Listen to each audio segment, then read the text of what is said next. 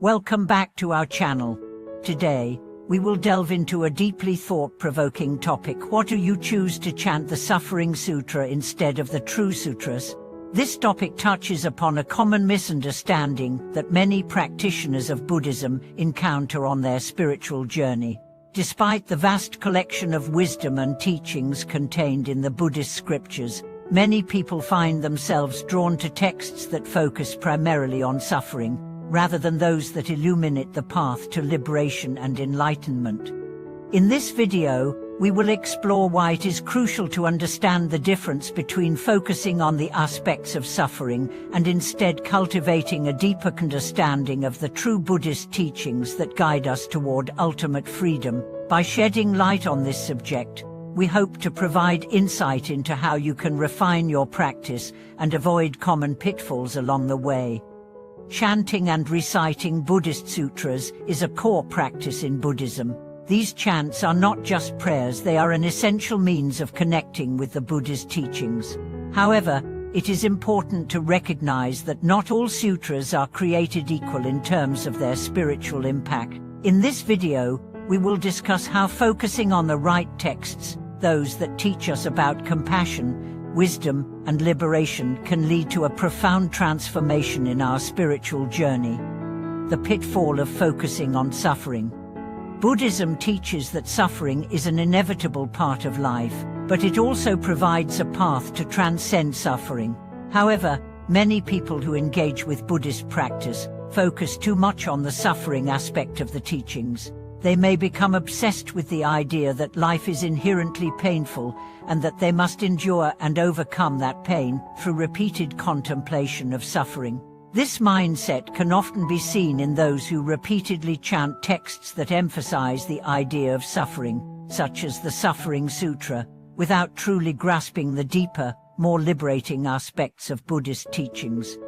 While it is true that suffering is central to the human experience and that understanding suffering is crucial to Buddhist practice, focusing too much on it can be limiting. The Buddha's teachings are not just about suffering, they are about liberation from suffering. The essence of Buddhism lies in the recognition that while suffering exists, it does not need to define us or control our lives.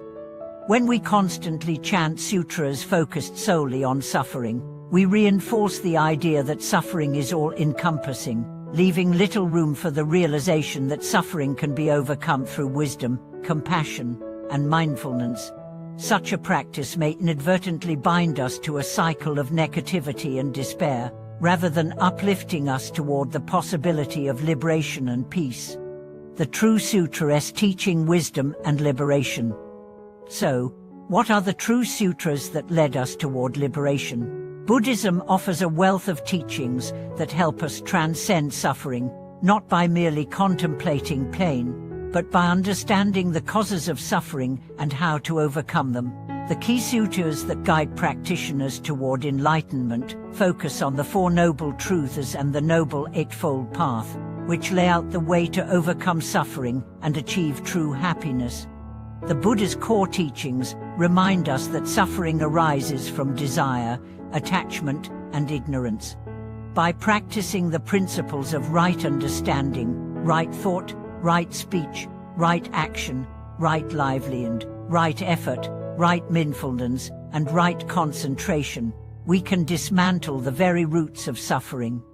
These teachings are designed to liberate us from the cycle of birth, death, and rebirth samsara, ultimately leading us to nirvana, the cessation of all suffering.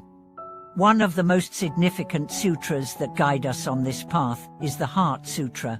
This sutra encapsulates the profound wisdom of emptiness, teaching that all phenomena are interdependent and devoid of inherent existence. Through understanding emptiness, we realize that suffering does not have a permanent, unchanging nature.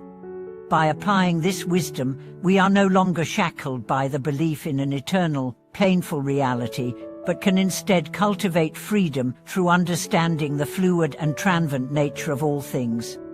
Another important text is the Lotus Sutra, which emphasizes the universal potential for enlightenment. The Buddha teaches that every being has the potential to attain Buddhahood. This realization is incredibly empowering, as it shifts our focus from being trapped in suffering to recognizing that the path to awakening is open to all, regardless of our current state. The Diamond Sutra also offers profound insights into the nature of perception and reality. It teaches the importance of letting go of fixed views and attachments, which are the sources of suffering.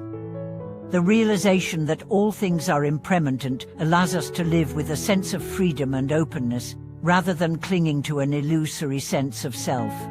Chanting for wisdom and compassion. It is not enough to chant merely for the sake of chanting.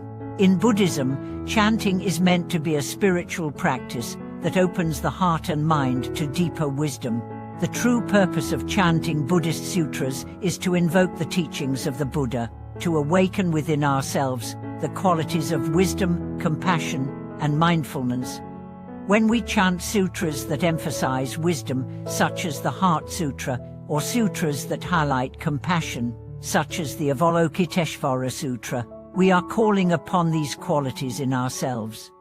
The act of chanting helps to purify the mind, focusing it on the positive qualities of the Buddha, such as loving kindness and wisdom, rather than the negative aspects of life.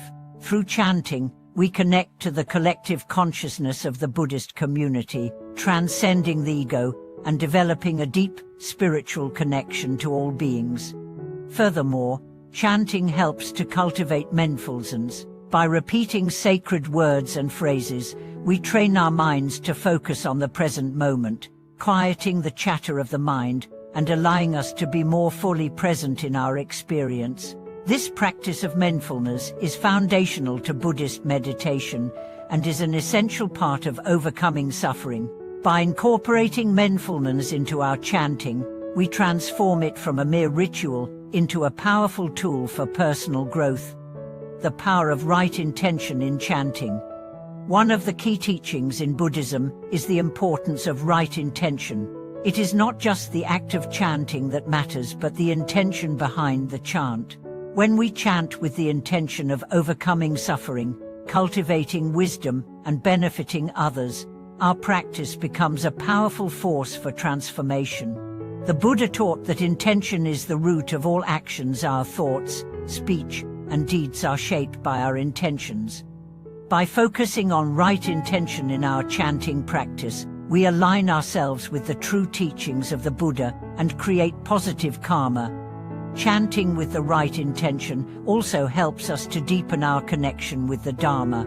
Instead of viewing chanting as a mere mechanical task or a way to accumulate merit, we begin to see it as a means of engaging with the Buddha's wisdom and embodying that wisdom in our lives. When we approach chanting with reverence and mindfulness, it becomes a sacred act that guides us closer to enlightenment. Overcoming the misunderstanding of suffering.